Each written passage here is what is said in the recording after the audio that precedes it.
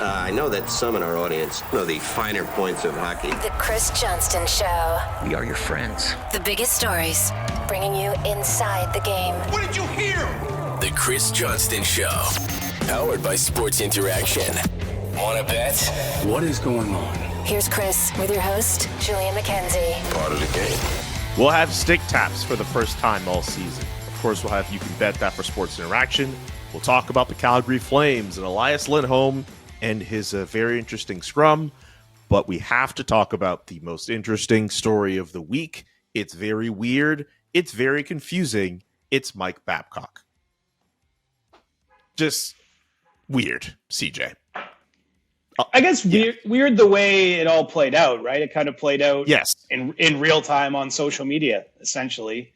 I think the whole thing, it's just a reminder of how powerful social media to me is in our lives, because a lot of people are running with that story. Obviously, what's come out since from the Blue Jackets PR department and from Boone Jenner and speaking to some local reporters in Columbus is that there's not a lot of substance to this story. It to me, it just is a reminder of how much things have changed, frankly, and how, you can throw something out there and everyone goes bananas, and then you're left at the end and you're like, wait, we're kind of picking through the wreckage now, right? Like what's true, what's false, what matters, what's going to matter in a week from now, if any of this. Very strange kind of way that all played out. I'd say that's my biggest feeling about how Tuesday went. Let me give a bit of backstory for those who are not in the know about what happened. So from earlier this week, an excerpt of the Spit and Chicklets podcast surfaces online where Paul Bissonnette, a.k.a. Biz Nasty, reports that Mike Babcock, he had gotten a text from a player saying that Mike Babcock would ask players for photos off their phones during these meetings, and the photos would later be shown on a television in Mike Babcock's office through AirPlay. And Bissonnette is saying that tons of players have confirmed it. First, on the episode, he seems to think, okay, well, he straight up says out loud, if this is true, if this isn't true, they would look like idiots. But then later on, he would say, okay, tons of people have confirmed it. Then a statement comes out through the Blue Jackets where Mike Babcock and Boone Jenner are basically trying to downplay it. Babcock is saying he's just asking for family photos as a way to get to know his players, and Boone Jenner is basically reiterating the same thing. And then you have players like Zach Werenski and Johnny Gaudreau also downplaying it as well, saying no boundaries were crossed, and the story was blown out of proportion. Meanwhile, Paul Bissonnette continues to double down on the allegations. And now we're at a point where the NHL and the NHLPA are looking into this, CJ. Do you have anything on that front? Well, look, the NHL has found no issue here. Bill Daly's made that apparent, the deputy commissioner. The NHLPA at this point in time is still, I think, gathering more information, talking to players in Columbus to make sure there is no issue, that no boundaries were crossed, because that's obviously under their purview in terms of representing players that play in the NHL. I think let's cut to the heart of the matter. There's no dispute here. Mike Babcock has had players put pictures of their phones up on a TV, or he's looked at pictures on their cameras. That's been acknowledged by him. He said it's been part of getting to know the players, getting to know their families, what's important to them. I think what's really at issue at this point in time is, do any of those players, is there even one out there that has an issue with the way it was handled? Did he feel as though his privacy was being crossed, or that maybe Mike Babcock was trying to find something else on his phone while he was looking through those photos?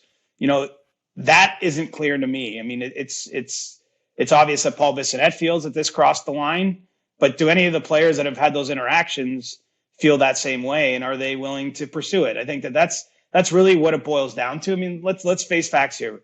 Mike Babcock, as evidenced by the reaction to this, the pretty extreme reaction to this, is not going to get much benefit of the doubt, given some of the things that have gone on in his past, in his previous coaching stops in Toronto, Detroit, and Anaheim.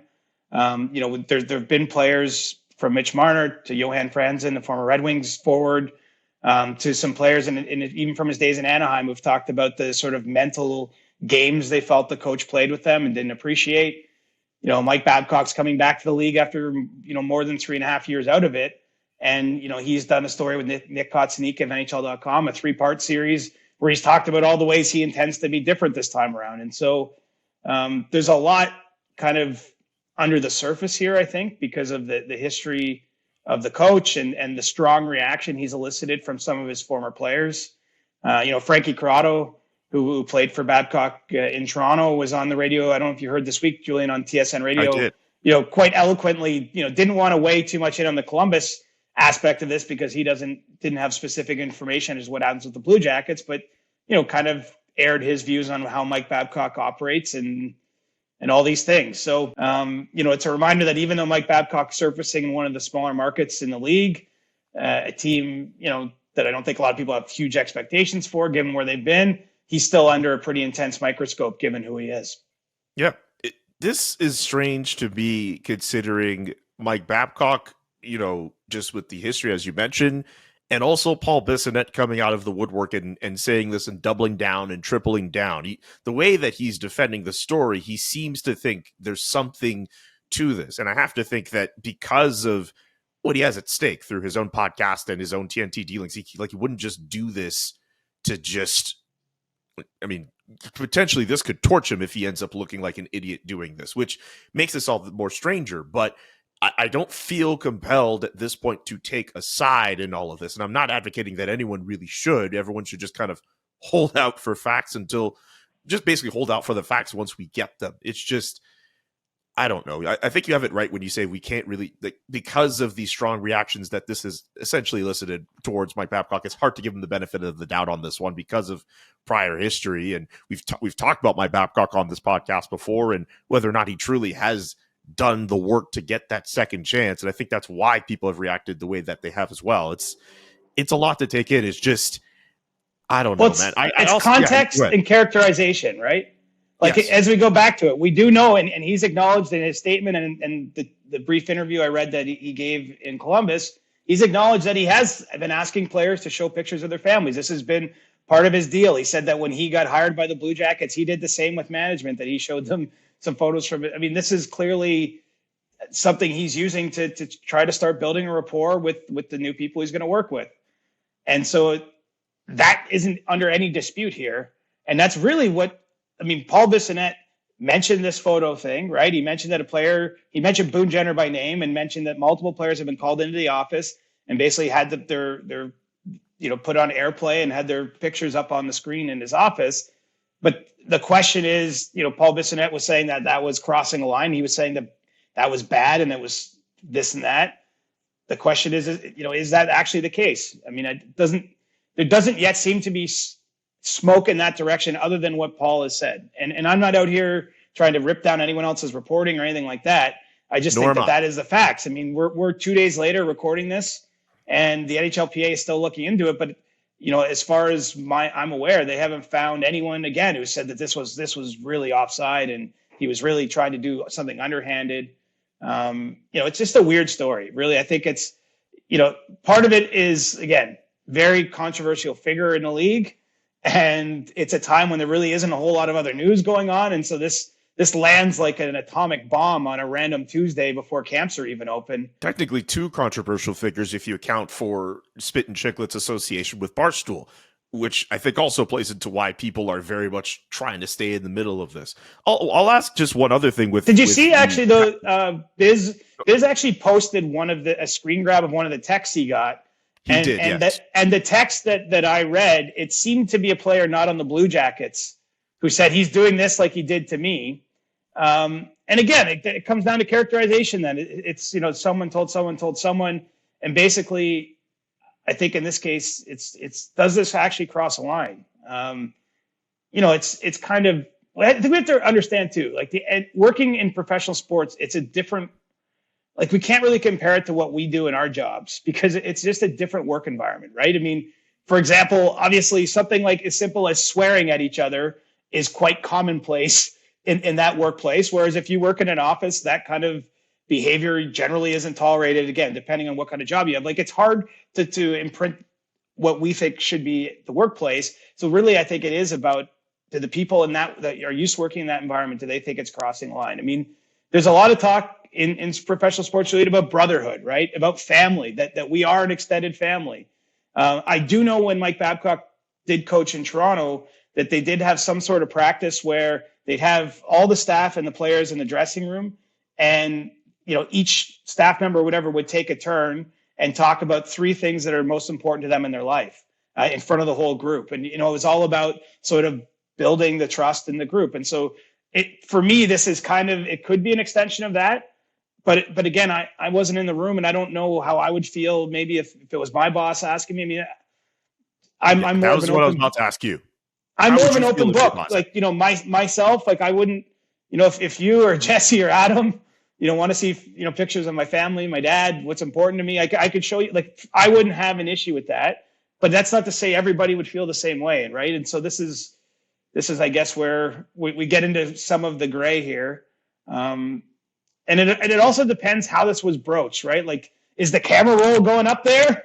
Or is it just like, hey, CJ, find a nice picture from your summer and show me what your vacation looked like? I mean, there's different ways this could have happened.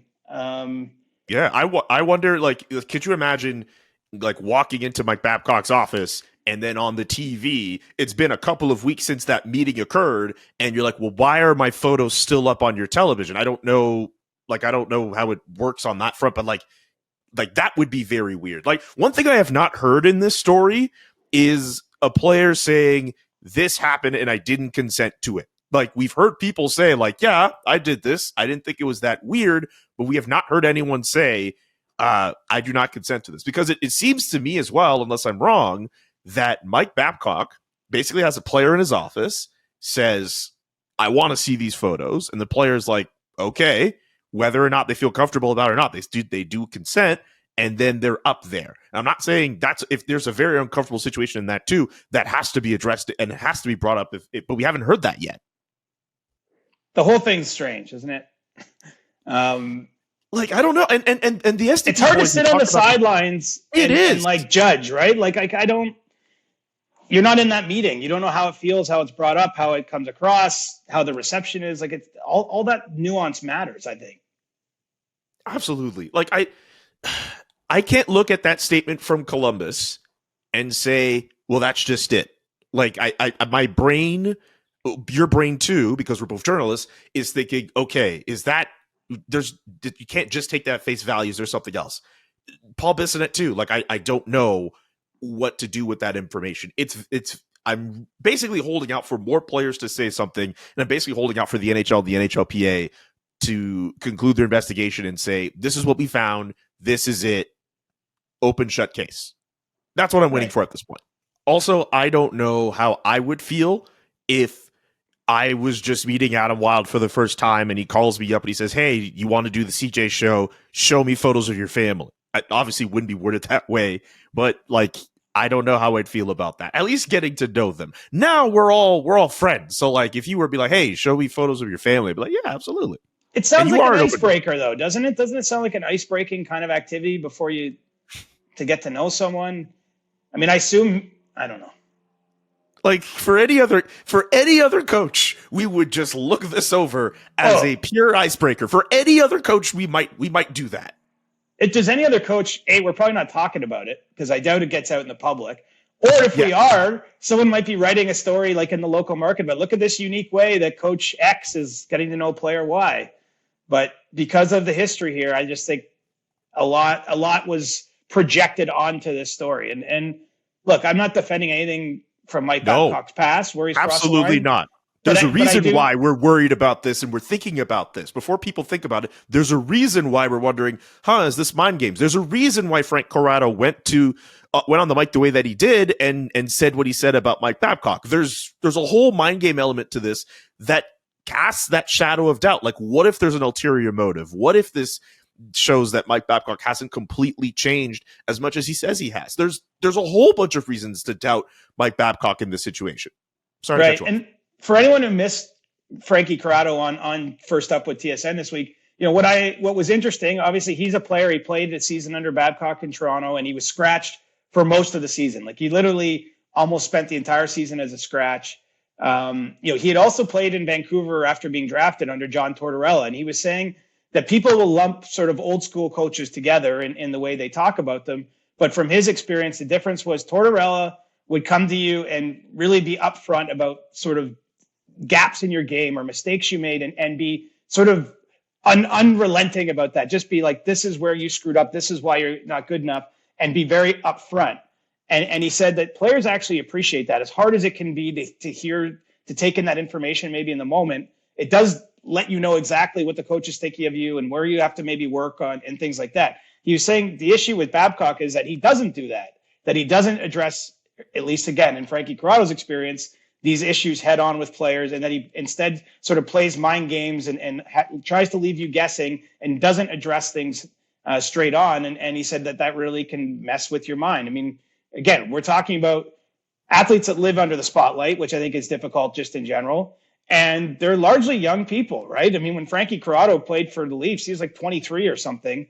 He didn't get the play. Ultimately, he does have an axe to grind, it's fair to say, against Mike Babcock, probably because of his personal experience there. But that's what he shared on the radio. And I did think that it is an important delineation, because often we just sort of say old school coach, new school coach. But, there's probably some room for various things in the middle when you're actually examining what that means. Maybe you're right, CJ. Maybe by next week, we won't even think about this. It'll just be a small blip in news and notes, and then we'll get to questions for Ask CJ. Maybe it'll be that, but maybe it doesn't. But the fact that it ends up being the most interesting story of this week is just... I'm literally doing a facepalm for those who are listening on audio. Like, what a weird story. We had 2 days to prepare for this, and I still feel like... Me too. Did we even sum this thing up? Because it's just such a strange one. It is. The only thing we could really do is just wait on whatever is said from the PA. And and I'll be following up there. I'll be sure to stay on that. All right. Well, I'm glad we were able to talk about it as long as we did. I'm glad we were able to have that conversation. We should get to sports interaction, and you can bet that. And then we'll talk about the Calgary Flames on the other side of that.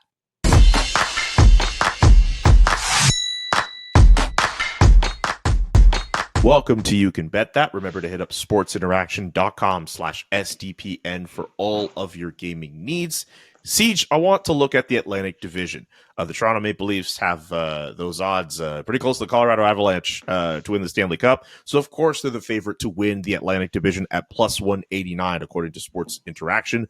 Boston at plus 342, Florida at plus 427, Tampa Bay to win the division, their odds at plus 431, then followed by Buffalo, Ottawa, Detroit, and Montreal. If you're feeling really lucky, at plus 10,400.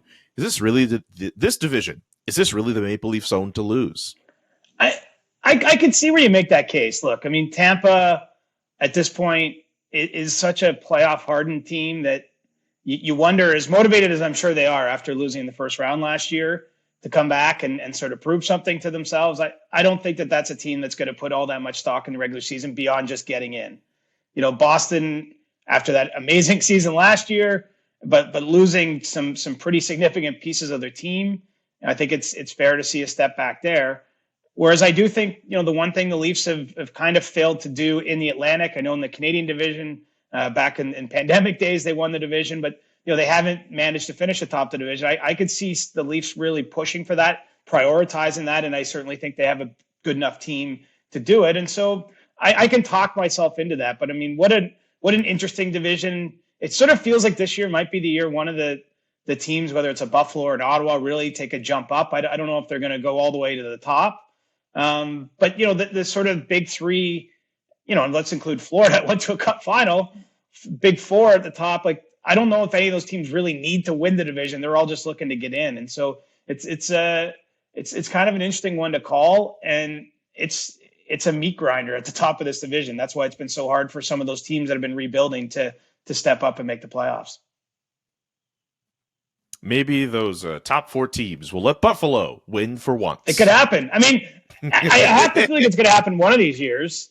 Even in Ottawa, right? I see Pierre Dorian, he's talking about he knows we're going to win. They're expecting to win at some point, but it's a long way to go just to get in the playoffs for those teams from where they've been. Well said, Siege. And don't forget to check out sportsinteraction.com/SDPN for all the best odds before game, in game, and the best props. sportsinteraction.com/SDPN. Siege, one last thing on Mike Babcock and the Blue Jackets situation. I just saw from Elliot Friedman, NHLPA Executive Director Marty Walsh and Assistant Executive Director Ron Hainsey, who once upon a time, I believe, was a Columbus Blue Jacket. They are in Columbus to meet with players as part of the investigation with Mike Babcock and phones. Just want that out there. We didn't get to address that in the first segment that we had, but just to show that this is something the NHLPA seems to be taking seriously. Just want that said. And it makes sense too, right? Marty Walsh is new on the job. He brought in Hainsey as one of his first moves when he was hired last year in the spring, and he's still getting to know a lot of the membership, right? I know that he's done work over that in the last number of months with how many air miles he's racked up. But this is an opportunity for him too to be on the ground and get to the bottom of this issue and get to know some of those players. So I think it makes sense. And this is totally not apropos of nothing, but Ron Hainsey is an excellent puck doku answer if you need to know, because not only did he play in Columbus, Montreal, Toronto, yes, Ottawa, Pittsburgh, Atlanta, and Winnipeg.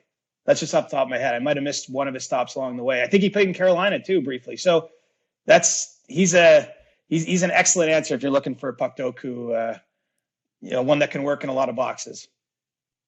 So you're still playing puck doku, huh? Every day. Every day. I didn't get a chance to play for this morning yet, but you are right. He has played. I remember when it's funny to say I remember. I used to have this giant record book, I think from the 01 or 02 season. Ray Bourque winning the cup is on the front, and I would look through the 02 draft results because I think that was the year he was drafted 6th overall by the Canadiens. So that's just imprinted on my brain. That should be the Ilya Kovalchuk year. So Jason Spezza would have gone number 2 that year. Anyway, I don't need to be a total nerd. You were right. Ron Hainsey has played for all of these teams. I just wanted to flex for a couple seconds. Yeah, great career and a funny guy in his own way. I enjoyed. He was a challenging interview at times, but whenever you got him, he would always say something interesting. Very, very smart. Was watching a lot of what was going on in the other sports leagues, and not surprising for me to see him end up in a prominent position in the players union after hanging up his skates.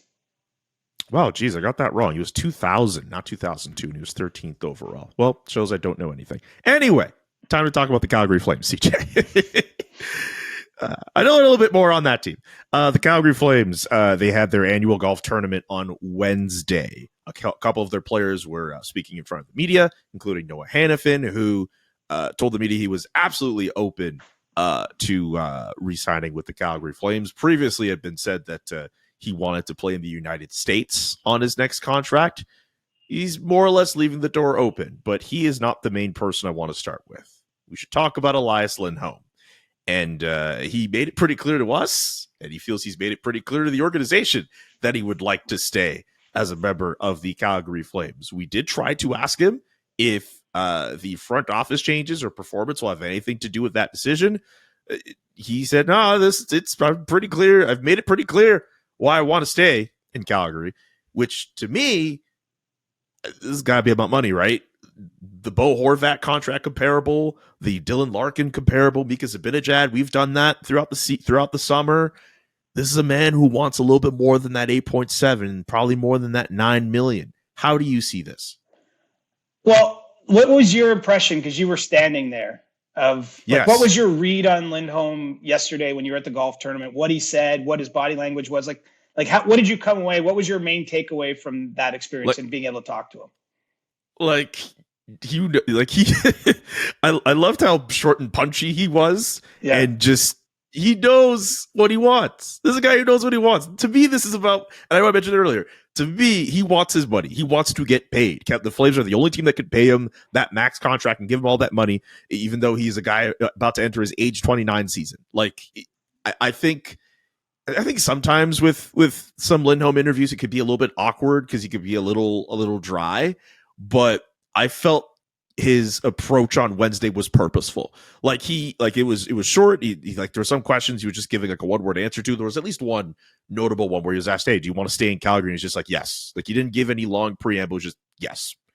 And he kept saying, I made it pretty clear I want to stay here.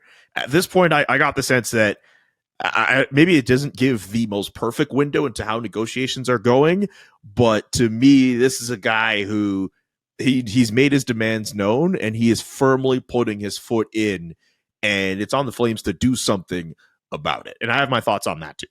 Right. Well, so here's what I saw in the clips from a distance, sitting in my living room yesterday watching this. I saw frustration there. And, and it's for all the reasons you're saying, because I do believe he wants to stay in Calgary. He's made that known for months now. There was a period of time, I think end of June, maybe even into early July, but certainly end of June, where there was some back and forth between the Flames and his camp. Things were heating up. It looked like it was progressing towards something that could be a deal. And my understanding, Julian, is there's been almost no talk over the summer. Maybe even no talk, but certainly no negotiations have happened really since then. And so, you can understand why that might be difficult for him. I mean, what do you say at that point? I mean, you say you want to stay, you guys are exchanging some numbers, and then all of a sudden it goes quiet for a long period of time. And I don't know that we can sit on the sidelines and read too much into that. I still think that there's tons of time. The way I would tell you, if we talked about a number of players around the league that are entering the final years of their deals, there's still tons of time to get something done. And I don't think that the fact that it's been quiet will get in the way of getting something done. But at some point, something has to happen. And it just feels like there hasn't been a push to sign him, frankly, from the Flames end of things. And look, they're dealing with a lot of different players, which it seems like that's going to be a huge story you're telling again and again and again through various lenses of, different players. There's different calculations, of course, from the organization when working through those decisions, different priorities perhaps for each of the players. But Lindholm to me has always seemed like the key decision. I mean, if you were going to trade him, I think that time would have already happened. Quite honestly, I don't see that as being as relevant now. It's not to say he couldn't be traded, but most teams have kind of set their, where they're going. And I just don't see that making much sense. And so you'd think at some point here, the Flames are going to have to make a push to sign him, or I guess decide not to. But everything just seems that's kind of lingering there. And I think if you're probably Lindholm's shoes entering that interview, you want to get something done, but it feels like the other side maybe for whatever reason hasn't made it as big of a push to do so. Like what do you say? And so I think that's probably why it was, I don't know if it was a weird interview. You're right. I've talked to Elias a few times over the years, and he's from the more northern part of Sweden, where they're known not to be as verbose as you and I are probably. They have a saying up there that translates to the strong silence. The idea in northern Sweden, sometimes it's actually a positive to be able to sit and not have to fill all the space with words, to have some silence there. But I think it's a weird, kind of a strange situation for him. And, I don't know. Are they going to make that push before training camp starts? I mean, they've only got a few days here. And if not, it's certainly going to be a storyline, I think, that follows a team throughout the season, not just with him, but Backlund, Tanev, Hanifin, and everybody else.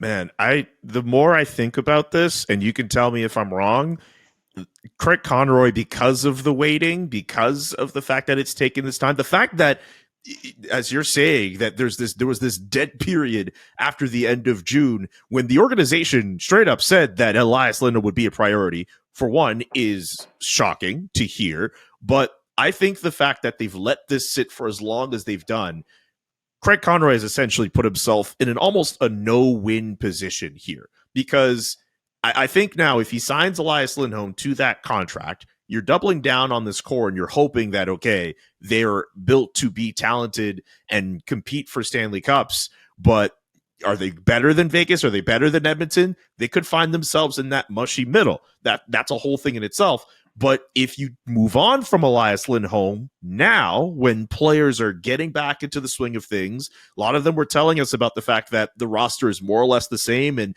they don't have to worry about any shock value. They don't have to worry about any culture shock for anybody. Remember what last season was like when all of that movement was going on with the Gaudreaus and the Kachucks, and then you're bringing in Huberdeau and Weegar and you're trying to integrate guys?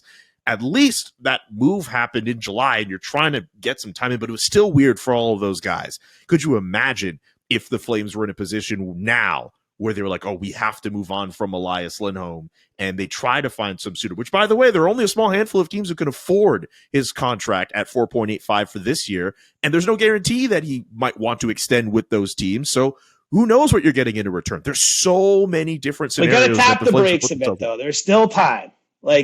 there's time, yes. Remember, there's an like, art to a negotiation, and there's like a lot of stuff that goes on in negotiations, and there's still time, because I do believe at the end of the day, there is. Like, if we clear everything away, I do believe he wants to be there. I think that they can probably give him the best contract, even more than he can hope to earn as a free agent or potential unrestricted free agent on July 1st. And it might be a one phone call away. You know what I mean? I'm guessing that the Flames have a pretty good idea of a number that would get it done. And it might not be a long conversation, really. I mean, obviously there might be some back and forth on structure and the no move clauses and things like that. But it might not be a hard path here to get a deal done if the Flames decide to do so. It's just, I don't know. I don't know why it's been slow. I mean, look, there's been a change in the front office too. Let's call that as it is.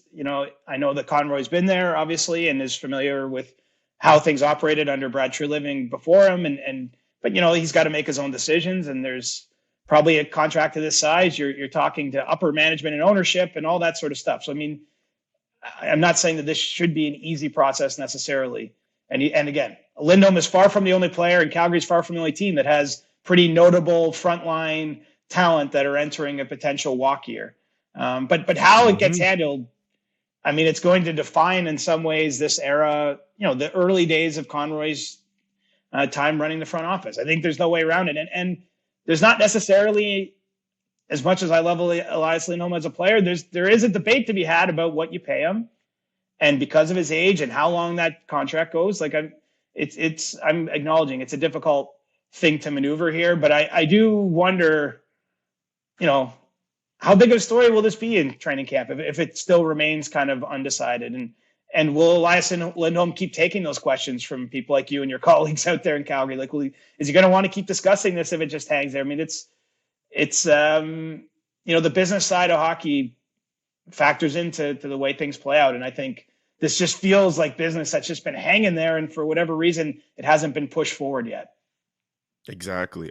Just for me, putting my opinion on all this, I can't see myself giving Elias Lindholm more than $9 million.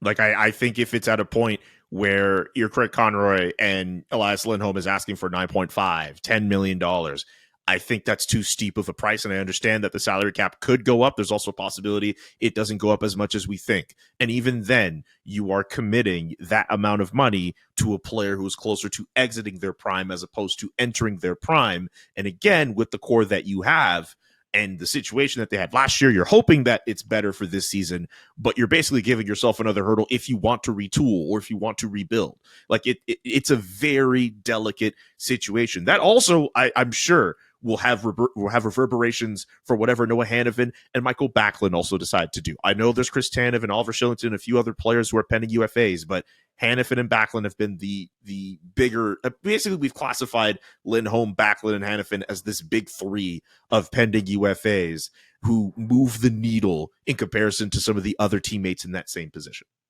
Right. And what's funny in all of this, I actually have the Flames, as I'm sort of sizing up the way the league sits entering the next season, as one of the teams I expect to have a bit of a bounce back. Like, I think that almost everything that could go wrong went wrong. Obviously, the atmosphere, the vibes were off last year.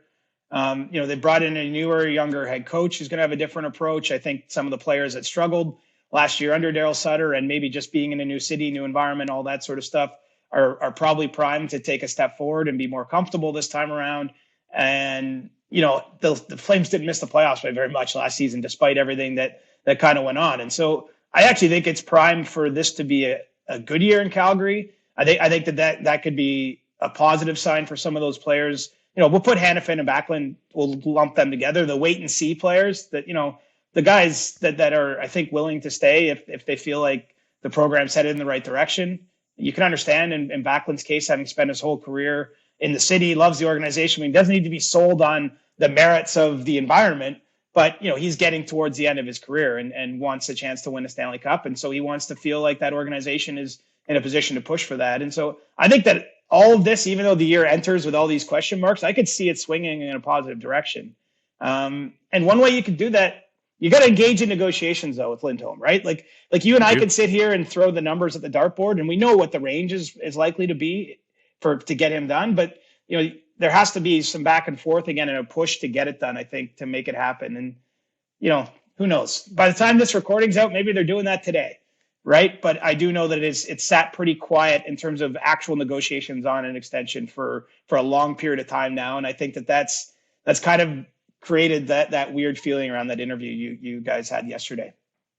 I don't like our episodes being dated, but I think if there's one man who would probably appreciate and be able to ease up if something like this were to be resolved today, it would be Craig Conroy, who just the fact that it's gotten to this point, I don't think that's a plus. I understand he's trying to keep things open, but I think the sooner he deals with this Elias Lindholm situation, the better. It's just he's put himself in a position where, at least to me, it feels like no matter what he's going to do, he's going to step on a minefield of some sort. It's just going to be a tough out, regardless. Fair. And remember, though, the good news of having players on expiring contracts is they have even more push to perform well because they need a new deal wherever it is after this. And so, having players that are expiring deals isn't inherently bad. It's just that you do open yourself up to potentially losing them, which is something the Flames know all too well, given how things went there a couple years ago.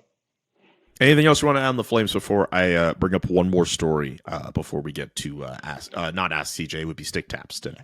No, I just suspect this won't be the last time we touch on the Flames in this next little while. And that's not just because you're based in the city. I think that they're a pretty newsy spot in the league right now. It's what it's looking like.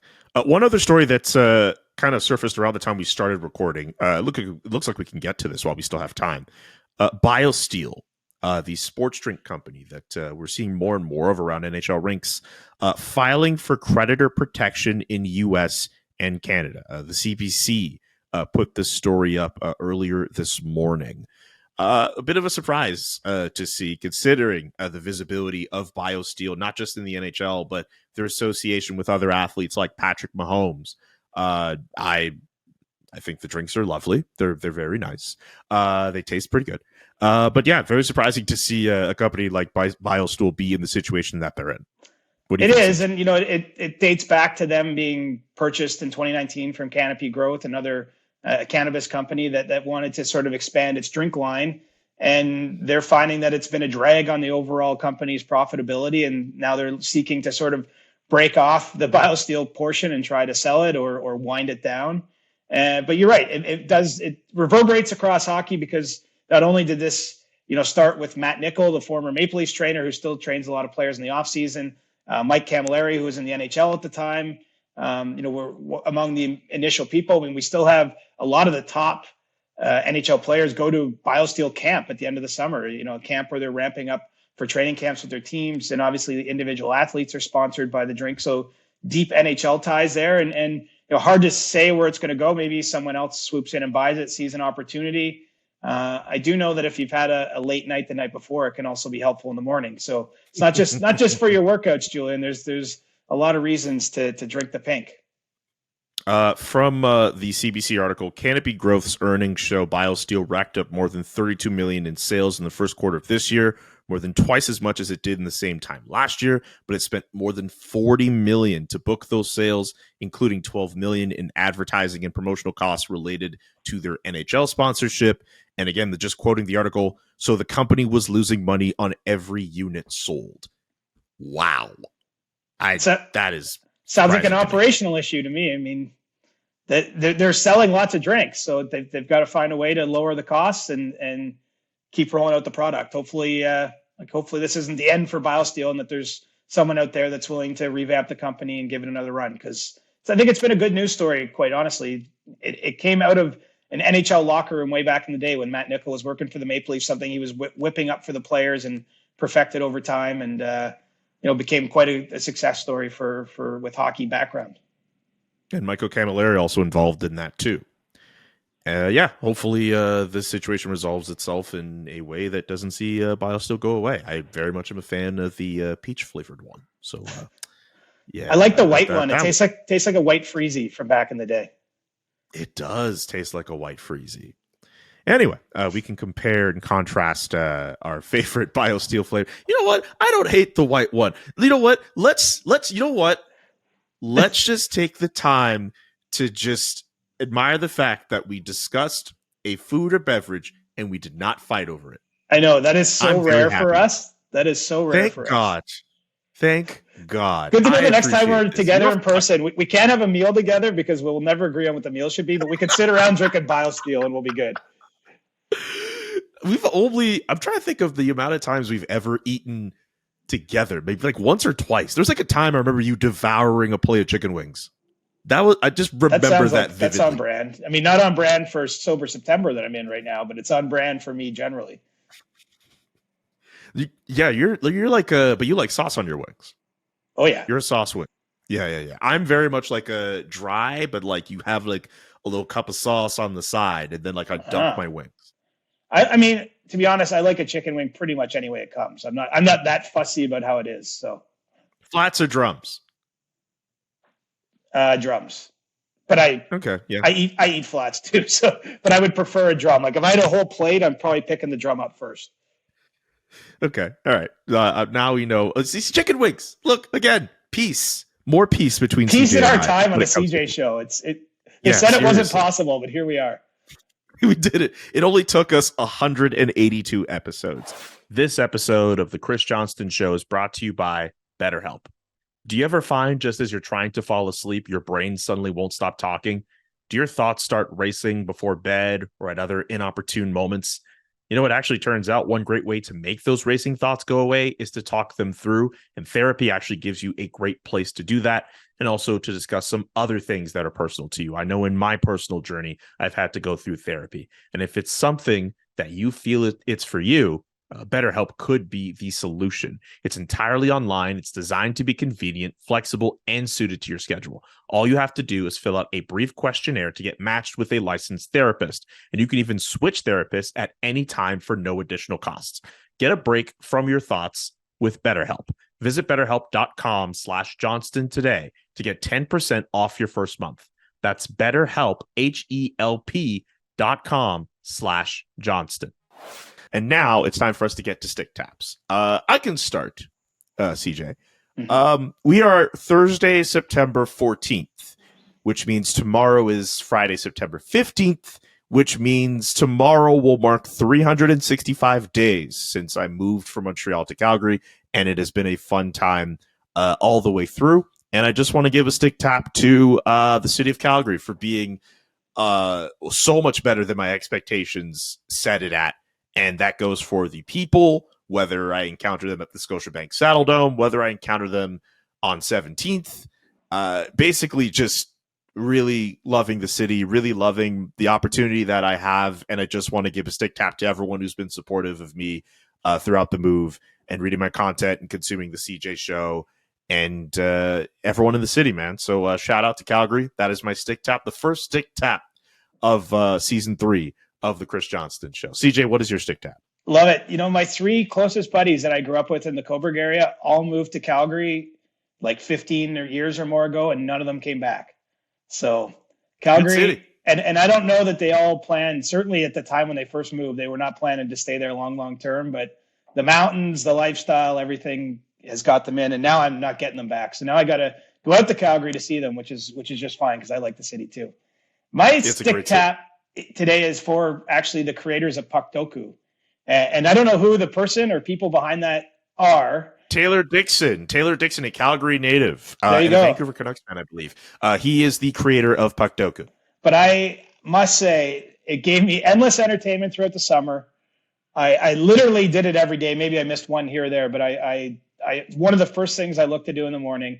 And it's actually nice to have a mind game. Like I find that it's actually helping my memory a little bit and tapping into just thinking of old players that I covered, or, you know, because the real, I'll say this, the real cheat code to Puck Doku is that if you're an old like me, if you can like recall a player from the 90s or maybe even the 80s, you're way more likely to get a small uniqueness score attached to that player. So it's been kind of fun to play that game. I think there's all kinds of permutations that could still be done. And so I'm going to give my stick tap to something that gave me a lot of entertainment throughout the summer. And I think also is actually not the worst thing for my brain to just have a little teaser in the morning to get things started. And James Myrtle actually did the Thursday Puck Doku. He was the one behind the puzzle this morning. Oh, and I had a good one. I think I was in the 40s, but I only got blown up by one answer, but I was having a pretty good morning there on the Puck Doku. So stick tap to them. Is it shameless if either of us ask Taylor, Taylor Dixon, the man behind Puck Doku, is it shameless if either of us go into their DMs and say, hey, can we do a day? Because I think it's already shameless that you brought it up. I might as well do it then. Although maybe Taylor isn't listening to the pod, but I mean, whatever. Live your best life, man. I would gladly do one. I don't know how much room there is. I think there's a lot of room still. This is what I like about it. It just started off, right? You'd have 3 teams and 3 teams kind of thing. But, they've expanded into sort of statistical things, 30 plus goals, this or that. I've seen like Olympic gold medals I think there's a lot more that you could throw on those categories to spice it up. So I actually think the opportunities to do these puzzles are endless, which is part of the brilliance of the whole thing is in the simplicity of it. And I love it. I honestly love it. I won't miss a day. I think now that I think about it, I think if we do a CJ Show branded one, that might be a really good idea. All right, we're gonna have to fight over what's in there, but we'll get creative. Oh, we can get creative, dude. We need to do a CJ Show branded one. We will get to that. In the meantime, for those listening and watching, thank you so much for doing so. Please send in your questions for Ask CJ on Monday, whether through our Discord or on Twitter. You can tweet at Reporter Chris or at JKA McKenzie to do so. Another stick tap is in order for producer Maddie Smith, who's been able to produce our show this week while Nick Andrade gallivants in Vegas as part of the NHL media tour. So thank you so much, producer Maddie, for stepping in and producing our show and the Steve Dangle podcast. Pretty big week for producer Maddie. Thank you so much for doing that. We really appreciate you. Yeah, she probably appreciates that ours aren't 4 hours long like each STP episode. So. Yeah, geez, yeah, those guys just know it. And plus, considering some of the topics that they talk about too, they talk about pooping themselves at amusement parks. Like, at least we try to stick to the facts here. The worst we got this week was talking about chicken wings. Like, we're not talking about what they're talking about over there. They're wilding. Stuff over there. They're wilding over there on the Steve Dangle podcast. We got to talk about that in the group chat. Anyway, with that, we'll be back on Monday. For CJ, I'm Julian. So long. Enjoy your weekend. Peace. The Chris Johnston Show. Powered by Sports Interaction.